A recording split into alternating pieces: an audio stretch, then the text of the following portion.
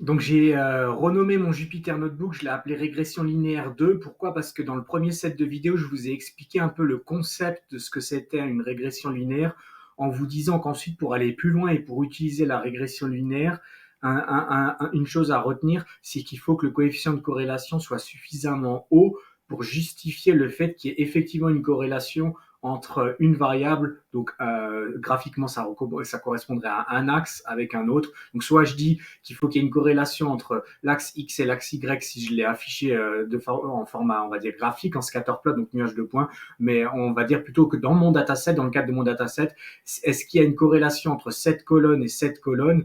Et ben alors là, on voit que la corrélation ici, elle était de 0,5.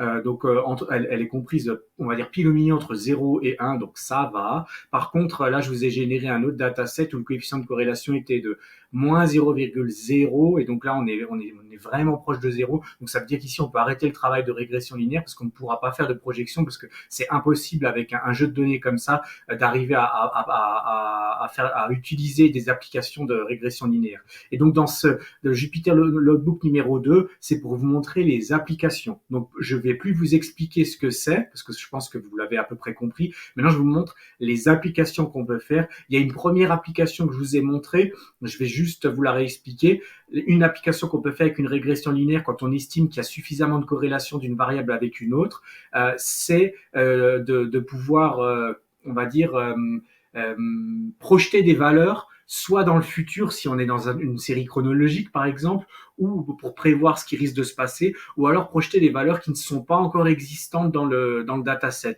Donc en l'occurrence ici, j'avais montré un exemple où je montrais que j'avais une personne qui avait une taille de 57, donc elle n'était pas dans le dataset, puisqu'on voit qu'ici que mon dataset commence ici. De toute façon, dans le describe, je sais plus, non, je l'ai enlevé, bon bref, la valeur minimum, elle était à 60, et donc on ne peut pas savoir une personne de 57